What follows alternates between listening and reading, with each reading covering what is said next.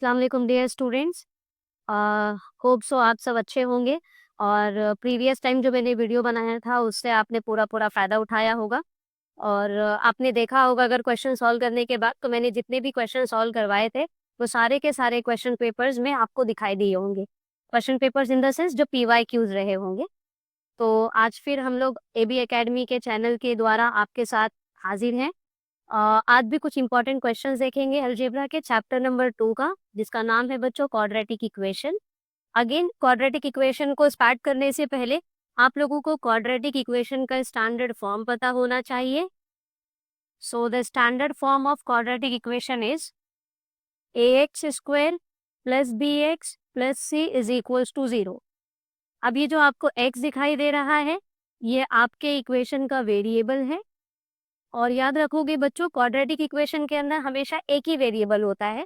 अब वो चाहे x हो, y हो, m हो, what ever it can be. और ये जो आप a, b, c की वैल्यू देख रहे हैं ये सारी वैल्यूज बिलोंग करेगी हमेशा रियल नंबर को। अब रियल नंबर क्या है ये आप अच्छे तरीके से जानते हैं। अब इसके बेस पे इंपॉर्टेंट क्वेश्चन किस तरीके से आते हैं। तो जो सबसे पहला टाइप होता है बेटा क्वेश्चन नंबर 1, आपको कोई एक क्वाड्रेटिक इक्वेशन दिया होगा। Suppose the quadratic equation is 3x square plus 2x plus 5 is equals to 0। आपसे क्वेश्चन पूछेगा कि इस क्वाड्रेटिक इक्वेशन के लिए what will be the value of A B C. तो simple first you have to check कि आपका quadratic equation standard form में है या नहीं। तो कैसे पहचानोगे स्टैंडर्ड फॉर्म में? सो हाईएस्ट पावर 2, उसके बाद यहाँ पर पावर 1, फिर आपका कांस्टेंट टर्म और राइट हैंड साइड हमेशा बच्चों 0 होना चाहिए। तो अगर मैं इसको क्वाड्रेटिक इक्वेशन को अपने स्टैंडर्ड फॉर्म से कंपेयर करूं, that is A X square plus B X plus C is equals to 0 से, तो आप देख सकते हैं ए की जगह पे 3 है, बी की जगह पे 2 है और सी की जगह पे 5 है। So easily I can write A is equals to 3, B is equals to 2 and C is equals to 5। अब कभी कभी ऐसा भी होता है कि मान लो मेरी क्वाड्रेटिक इक्वेशन कुछ इस तरीके से है, 9x square minus 3x minus 10 is equals to 0। अब अगर हम इसको स्टैंडर्ड फॉर्म से कंपेयर करें तो बच्चे कभी कभी कंफ्यूज हो जाते हैं, इसलिए कि मैम स्टैंडर्ड फॉर्म में तो हर जगह प्लस है बट यहाँ पर तो माइनस का साइन है। तो मैंने आपको स्टार्टिंग में बताया है कि जो ए बी सी है बेटा वो कोई भी रियल नंबर हो सकता है, तो नेगेटिव नंबर्स भी है तो आपको उससे डरना नहीं है। जस्ट जो साइन के साथ आपको ये वैल्यू दिखाई दे रही है आप वही साइन के साथ इनके आंसर्स लिखोगे। So a is equals to 9, b is equals to -3 and c is equals to -10। तो ये पहले टाइप का हमने अब क्वेश्चन देखा है, ये एग्जाम में बच्चों आता है 1 मार्क्स के लिए। तो 1 मार्क्स के लिए आपको ज्यादा लंबा चौड़ा कुछ स्टेटमेंट नहीं देना, डायरेक्ट आप क्वाड्रेटिक इक्वेशन को देखोगे, स्टैंडर्ड फॉर्म से मैच करोगे और अपनी एबीसी की वैल्यू को फाइंड आउट करोगे। टाइप देखा जो 1 मार्क्स के लिए आता है। अब हम लोग चलते हैं नेक्स्ट साइड पे, क्वेश्चन नंबर और 2 करेंगे, यानी टाइप 2 जो 2 मार्क्स के लिए आता है। अब ये होता क्या है, तो आप लोगों को कोई भी एक क्वाड्रेटिक इक्वेशन दी रहेगी बच्चों और आपको कहेगा कि उसको फैक्टराइजेशन मेथड से सॉल्व करो। 101% बच्चों ये हर बोर्ड एग्जाम के पेपर में आपको ये क्वेश्चन देखने मिलेगा ही मिलेगा। 2 मार्क्स के लिए होता है ये क्वेश्चन, लेकिन सबसे बड़ा प्रॉब्लम ये होता है कि बच्चों को इसका फैक्टर निकालने आता ही नहीं है। तो आज मैं आप लोगों को कुछ ट्रिक्स दूंगी जिससे आप लोगों को आज ये क्वेश्चन अच्छे तरीके से समझ में आ जाएगा। सो स्टार्ट करते हैं।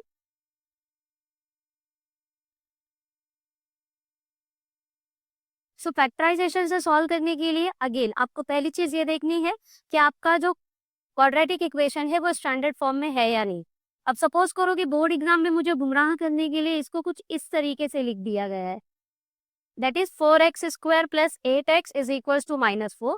तो सबसे पहला स्टेप आपका बच्चों ये होगा कि इस -4 को आप लेफ्ट हैंड साइड में भेजोगे। एज अ सेड कि आप लोगों का जो स्टैंडर्ड फॉर्म होता है उसमें राइट हैंड साइड हमेशा 0 ही होना चाहिए।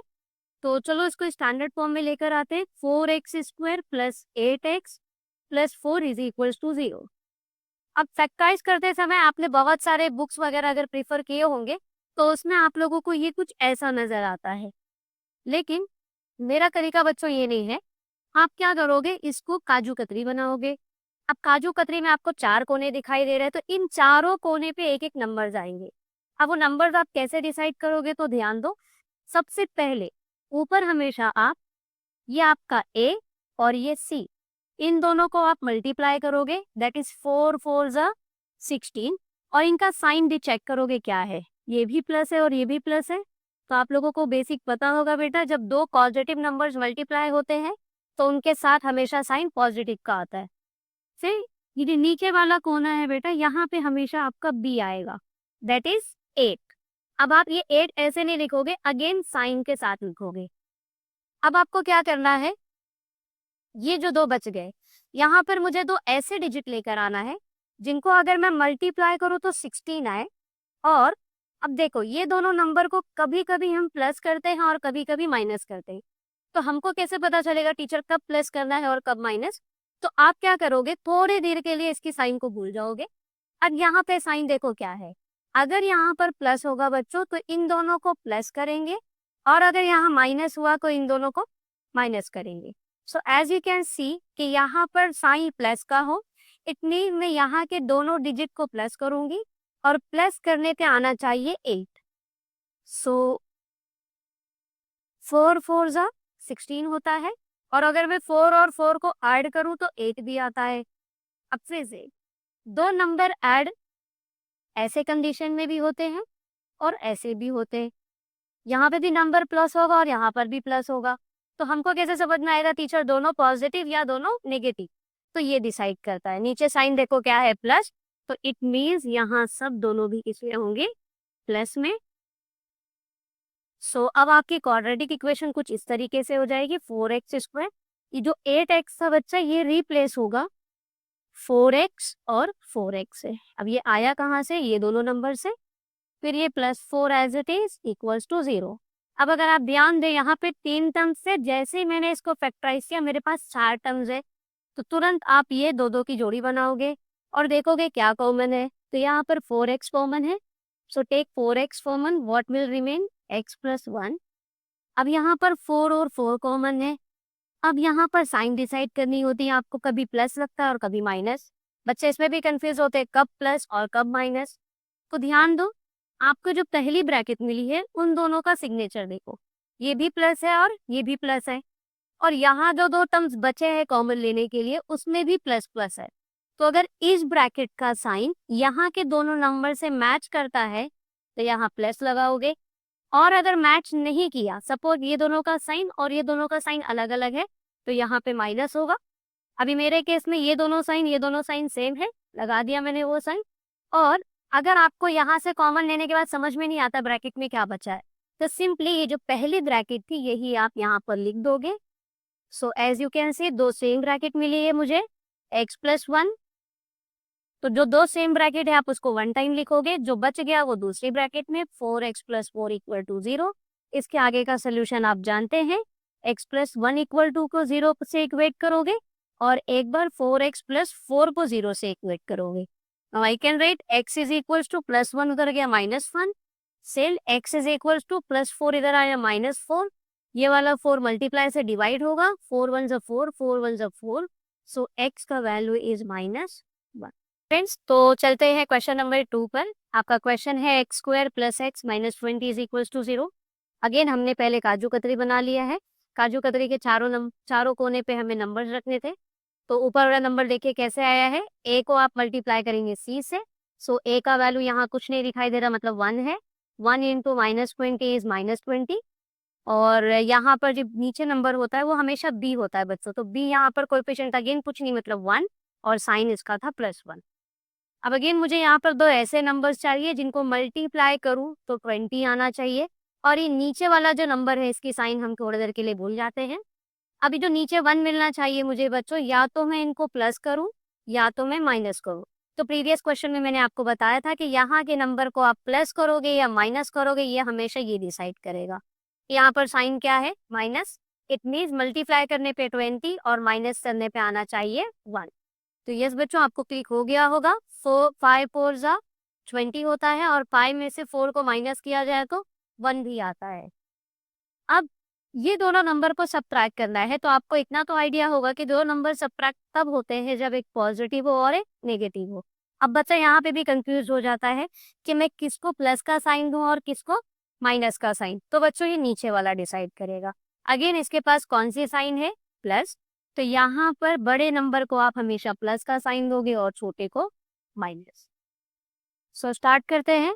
अब मेरा क्वाड्रेटिक इक्वेशन कुछ ऐसा हो जाएगा, X square plus 5x minus 4x minus 20 is equals to 0। Again दो दो की पेयरिंग बनी, यहाँ से हम x कॉमन ले सकते हैं। सो x कॉमन लेने के बाद ब्रैकेट में बचेगा x प्लस 5। अब यहाँ देखिए 4 और 20 दोनों 4 के टेबल में आते हैं, कॉमन ले लिया मैंने। अब फिर से बात बचती है इसकी साइन क्या दी जाए, प्लस या माइनस। तो देखो स्टूडेंट्स, यहाँ पे जो ब्रैकेट मिली है उसकी साइन और यहाँ पे जो दो टर्म्स बचे हैं कॉमन लेने के लिए उनकी साइन को देखो। ये दोनों प्लस में है और ये दोनों माइनस में, तो इनकी साइन और इन दोनों की साइन मैच नहीं कर रही है। तो जब मैच नहीं करेगी तो यहाँ पर माइनस, और अगर मैच करेगी तो प्लस। फिर जैसे ही आपने ये नंबर और सिग्नेचर लगा लिया, आपको चुप से यही ब्रैकेट को सेम यहाँ पर लिख देना है। अब जो दो ब्रैकेट एक जैसी है उसको हम एक बार लिखेंगे, बचे हुए टर्म्स को दूसरी ब्रैकेट में। अब आप इन दोनों को ही 0 से इक्वेट करेंगे, that is x plus 5 equal to 0 और x minus 4 equal to 0। Now I can write x is equals to plus 5, उधर गया बच्चों minus 5, same x is equals to minus 4, उधर गया प्लस 4। तो अगेन आप लोगों को इस क्वाड्रेटिक इक्वेशन के दो रूट्स मिल चुके हैं।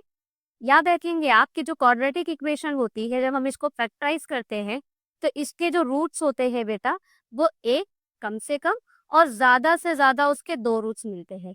अभी हम अगर यहाँ पर देखें तो हमको दो रूट्स मिले हैं। कभी कभी ऐसा होगा कि ये दोनों ही आंसर आपके सेम आएंगे, मतलब आपकी क्वाड्रेटिक इक्वेशन को जो रूट है वो खाली 1 है। तो होप सो आप लोगों को ये दोनों क्वेश्चन समझ में आए होंगे। तो ओके स्टूडेंट्स, ये हमने आज फैक्टराइजेशन कैसे किया जाता है ये हमने देखा। तो दो क्वेश्चंस मैंने कराए, और जैसे कि आप सभी जानते हैं कि मेरा दिल बहुत बड़ा है, तो क्वेश्चन एज अ होमवर्क देने में मैं कोई कंजूसी नहीं करती हूँ। तो ये दो क्वेश्चंस आप लोगों को दिया है मैंने, ये दोनों क्वेश्चंस को आप घर पर खुद से सॉल्व करेंगे। सॉल्व करने के बाद आप कमेंट में मुझे अपने आंसर्स भेजेंगे, और इन केस अगर आपको कोई डिफिकल्टीज आती है तो आप मुझे ज़रूर पूछेंगे कमेंट में। आज बच्चों हमने जो पढ़ा है ये एग्जाम में 3 मार्क्स के क्वेश्चंस को पढ़ा है। पहला फैक्टराइजेशन मेथड, ये 2 मार्क्स के लिए आता है, और उसके अलावा अगर आपको क्वाड्रेटिक इक्वेशन देकर ए बी सी की वैल्यू पूछा है वो 1 मार्क्स के लिए आता है।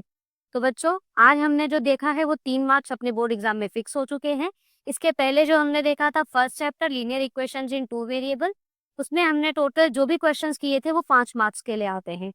तो आप लोगों का 5 प्लस 3 8 मार्क्स बोर्ड एग्जाम में पूरे पक्के हो सकते हैं बेटा, आपके अपने हो सकते हैं अगर आप उन सारे क्वेश्चंस की प्रैक्टिस अच्छे से करेंगे तो इंशाल्लाह मिलते हैं नेक्स्ट वीडियो में नेक्स्ट टॉपिक के साथ। तब तक आप सब अपना ख्याल रखिए और सेल्फ स्टडी का जो आपका आवर्स है उसको मेंटेन रखिए, ताकि आप लोग अच्छे से अच्छा मार्क्स स्कोर कर सके। Thank you so much.